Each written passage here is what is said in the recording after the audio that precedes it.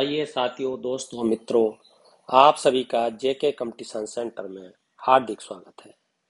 जैसा कि आप थंबनेल में देख रहे हैं कि 10 दिन में सी सेट के पेपर को कैसे क्वालिफाइड करें, कैसे उत्तीर्ण करें, कैसे उससे संघर्ष करें, क्योंकि बहुत ही प्रतियोगियों के फोन आते हैं, छात्रों के फोन आते हैं, बार बार इस बात को कहते हैं कि सी सेट के पेपर में फेल होने की संभावना ज्यादा है, कैसे आएगा, क्या होगा।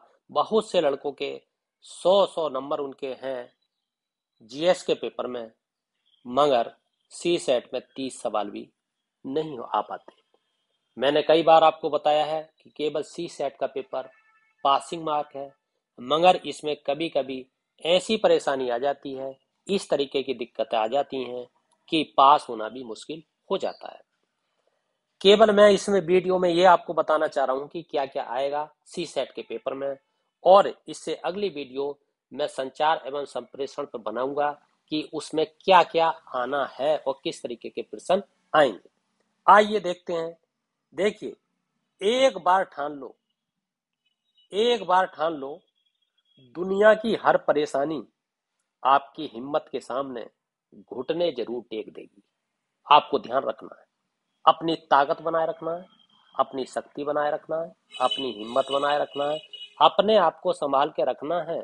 जितनी भी विपरीत परिस्थितियां हैं वो सारे आपके सामने से हट जाएंगी, वो झुक जाएंगी, वो दुबक जाएंगी, वो छुप जाएंगी। इसलिए आपको अपनी हिम्मत बनाए रखना है। बहुत ही सहनशीलता से, धैर्य से काम करेंगे। 24 अक्टूबर के एग्जाम को अच्छी तरीके से आप क्वालिफाइड करेंगे। आइए आगे देखते हैं। लिखा क्या है, सी सेट को कैसे करें उत्तीर्ण, सी सेट पर कम समय में विजय कैसे प्राप्त करें, सी सेट का डर चुटकियों में समाप्त कैसे होगा, और सी सेट 10 दिन में उत्तीर्ण कैसे होगा। इसके बारे में रणनीति क्या होगी, किस तरीके से काम करेंगे, किस तरीके से समस्या का समाधान होगा। आइए कुछ इस पर प्रकाश डालते हैं। एक टॉपिक है आपका संचार संप्रेषण, जिसे कम्युनिकेशन कहते हैं। अब इसमें क्या क्या आता है केवल मैं ये बताना चाहूंगा। बहुत से छात्रों को, प्रतियोगियों को ये जानकारी नहीं है कि आता क्या क्या है सी सेट के पेपर में। मैंने कई बार बताया है कि सी सेट के पेपर में एक आपकी हिंदी आती है, एक आपकी इंग्लिश आती है, एक आपका मैथ आता है, एक आपका रीजनिंग आती है, एक आपकी डिसीजन मेकिंग आती है। ये मैं आपको बार बार बता चुका हूँ।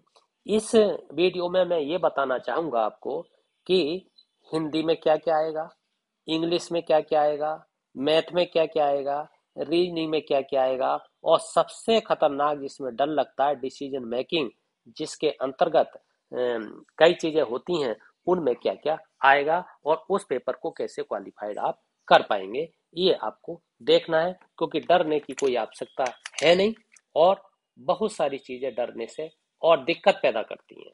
क्योंकि मैं आपको बता दूं, वैसे तो इसमें अंतर्व्यक्तिय क्षमता आती है, संचार और संप्रेषण आता है, मौखिक एवं गैर मौखिक संचार आता है, एक निर्णय आता है, एक समस्या का समाधान होता है, और विविध प्रकार के प्रश्न भी उसमें आते हैं। देखिए, संचार संप्रेषण में ये क्या है, क्या क्या आता है, ये आपको ध्यान देना है। संचार की विशेषताएं हैं, इनको पढ़ना है आपको। और संचार की जो विशेषताएं हैं उनमें भी क्या क्या है। जैसे ये एक तरीके से जैसे माने कि ये अनवरत प्रक्रिया है, ये ये भावना को एक स्थान से दूसरे स्थान को प्रेषित करने की एक प्रक्रिया है। ये माध्यमिकों को जो माध्यम होती हैं, प्रणालियां होती हैं, सिद्धांत होते हैं, तर्क होते हैं, उनको पूरा करने की एक प्रक्रिया है। संचार की प्रक्रिया के तहत जो होते हैं वो कुछ मुख्य तत्व होते हैं, जैसे प्रेषक होता है, जैसे सूचना होती है, जैसे माध्यम होता है, जैसे प्राप्तकर्ता होता है, जैसे प्रत्युत्तर होता है। ये ऐसा होता है, और इसका जो उद्देश्य होता है वो दूसरों को प्रभावित करना होता है। तो ये संचार की विशेषता है, ये वाली मैं आपको बता रहा हूँ कि इससे संबंधित प्रश्न आएंगे। ये एक सतत प्रक्रिया है। मैं पढ़ा नहीं रहा हूँ, केवल इस पे बता रहा हूँ कि इस पे किस किस तरीके के प्रश्न आ सकते हैं। इसके बाद में मैं अगली वीडियो थोड़ी देर में आने वाली है, वो संचार के ऊपर मैं उसमें बताऊंगा कि किस तरीके के प्रश्न हैं और महत्वपूर्ण प्रश्न क्या हैं। यदि आप उन्हें देखते हैं, हर हालत में आपको फायदा होगा, और आप किसी भी तरीके से संचार में कोई भी प्रश्न सी सेट के पेपर में छोड़कर नहीं आएंगे। इस टॉपिक से, संचार के टॉपिक से, जो मैं थोड़ी देर में उसको पूरा करने वाला हूँ। तो ये सतत प्रक्रिया है, और ये जो है एक स्थान से दूसरे स्थान को यानी प्रेषित करने वाली प्रक्रिया होती है। और इसके अंतर्गत जो होते हैं वो प्रेषक होता है, सूचना होती है, माध्यम होता है, प्राप्तकर्ता होता है। ये संचार की विशेषताएं होती हैं। अब संचार का कार्य क्या होता है थोड़ा सा समझना, कैसे प्रश्न आएंगे, किस किस के ऊपर मतलब प्रश्न बन सकते हैं। जैसे संचार के जो कार्य हैं वो सूचना है, अभिप्रेरणा है, और अभिव्यक्ति है, नियंत्रण है, इस तरीके के प्रश्न आएंगे। संचार के अवयव क्या होंगे, जैसे प्रेषक है, संदेश है, माध्यम है, प्राप्तकर्ता है, या कूटवाचक है, प्रतिपुष्टि है, वस्तुनिष्ठ आंकड़े हैं, या आपके जैसे अधीनस्थ है, आपके जैसे नकारात्मक प्रतिपुष्टि है, सकारात्मक प्रतिपुष्टि है। इस पे आधारित आपको प्रश्न वो पूछेगा। अब जैसे संचार के अवयव कौन कौन से होंगे, अवयव में जो होंगे वो जैसे कि यही अवयव होंगे कि उनका ज्ञान क्या है, उनकी प्रेषक जो है वो किस तरीके का है, प्राप्तकर्ता क्या है, उसका विश्वास क्या है, उसका स्वरूप क्या है, उसकी सूचना क्या है, उसका अर्थ क्या है, और इस तरीके के प्रश्न आपके बनेंगे करना। ये संचार के अवयव होंगे। और संचार का माध्यम कौन कौन सा होगा, क्योंकि संचार के माध्यम से प्रश्न आते हैं। तो संचार के माध्यम से बहुत ही, जैसे माध्यम का जो संचार होगा, जैसे मौखिक संचार है, या लिखित संचार है, या प्रतीक संचार है, इस तरीके के मतलब आपके संचार के माध्यम होंगे। जैसे अधोगामी मतलब नीचे की तरफ को आने वाला जो संचार है, उधरगामी ऊपर को जाने वाला संचार है। इस तरीके के प्रश्न ये माध्यम होंगे। आइए आगे और क्या होगा। हाँ, अब ये दूसरा टॉपिक होगा, अंतर व्यक्तिक क्षमता क्या है, मतलब इससे संबंधित होंगे। अंतर व्यक्तिक क्षमता के घटक क्या क्या है। अब घटक मतलब जिसे इंटरपर्सनल स्किल कहेंगे, उसके घटक कौन कौन से हैं, क्योंकि घटक के आधार पर प्रश्न बनते हैं। जो बार बार परीक्षा में बैठ रहे हैं उनको सब जानकारी है। घटक क्या है, जैसे कि मान लो आपको कह सकते हैं, दूसरे जो व्यक्ति हैं, या उच्च अधिकारी हैं, या अधीनस्थ हैं, उनसे संवाद स्थापित करने करने का जो माध्यम है, क्षमता है, वो एक घटक है। संप्रेषण कौशल कैसा है, समस्याओं का महत्व क्या है, कठिन परिस्थिति में साहस कैसे बनाए रखें, दूसरों के व्यवहार के दूसरों से जो दूसरों के साथ व्यवहार करते हैं उसके दौरान अच्छे श्रोता के क्या क्या गुण होते हैं, क्या क्या विशेषताएं होती हैं, क्या क्या भावनाएं होनी चाहिए, समस्या को बताने वाले क्या किस तरीके का होना चाहिए। इस तरीके की बातें उसमें होंगी। अच्छा, जो लक्षण है वो क्या है, मतलब अंतर व्यक्ति संबंधों के लक्षण क्या हैं या महत्व क्या है।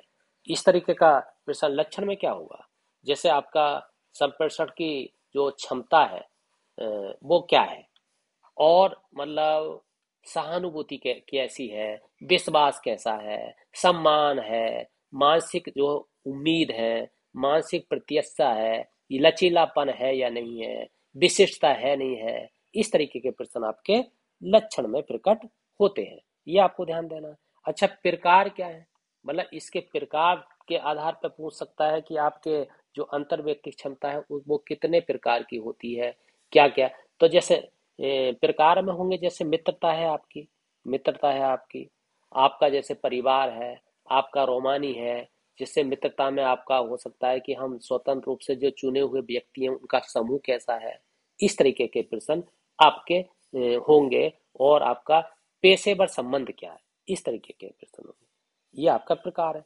अंतर व्यक्ति संबंधों का महत्व क्या है, यानी महत्व पर आधारित बहुत प्रश्न आते हैं, उनका महत्व क्या है। तो महत्व में आप क्या बताएंगे, क्योंकि अंतर व्यक्ति संबंध महत्व का होना बहुत जरूरी है।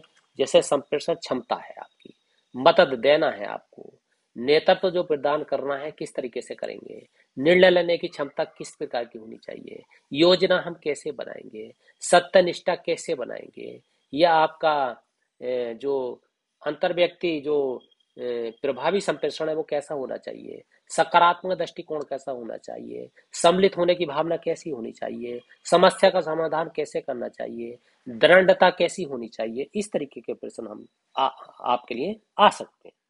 आइए आगे देखते हैं। और भी बहुत सारे हैं, मैं आपको बताऊंगा, मगर हिंदी में देखें। बहुत से छात्रों की हिंदी बड़ी कमजोर होती है, उस हिंदी में आपको ध्यान देना है, क्योंकि सामान्य हिंदी आती है। मगर सामान्य हिंदी आती तो है, मगर उस सामान्य हिंदी में आपको उसके अंतर्गत क्या क्या करना होता है ये आपको देखना है।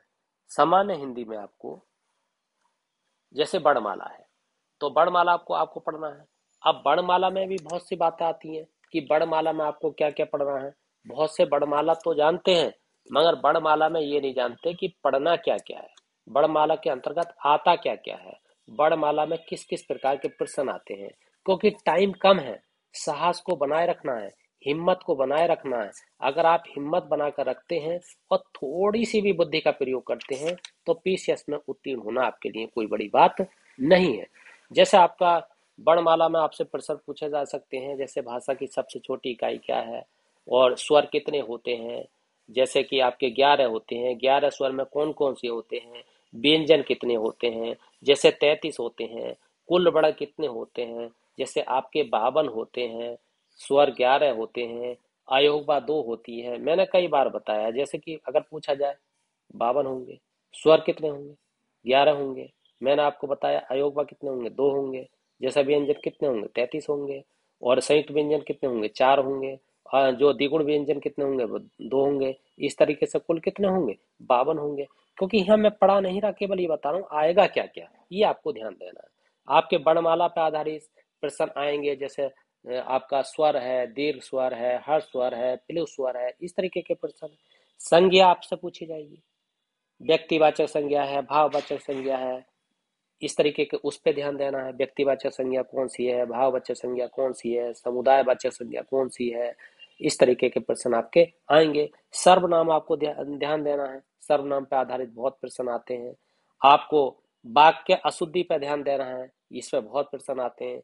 वाक्य अशुद्धि में आपको ये ध्यान देना है कि कारक की दृष्टि से है, संज्ञा की दृष्टि से है, सर्वनाम की दृष्टि से है, कर्म की दृष्टि से है, किस दृष्टिकोण से वाक्य शुद्ध है या अशुद्ध है। मुहावरे आएंगे, क्रिया आएंगे, जैसे सकर्मक क्रिया है, अकारमक क्रिया है।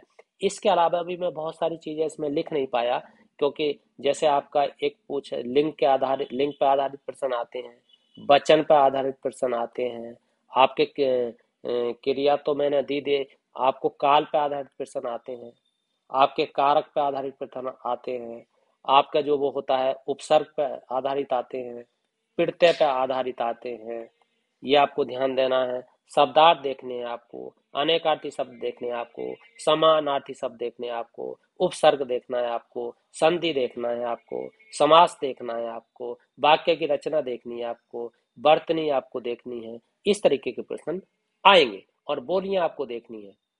ये हिंदी में आपको ध्यान देना है, बस इतना पढ़ना है, बाकी कुछ नहीं पढ़ना है। इतने से पढ़ने से ही आपका काम हो जाएगा। आइए आगे देखते हैं। सामान्य गणित में बहुत सारी बातें आएंगी, मगर उसमें जैसे काम समय तथा चाल है, इस पे ध्यान देना है।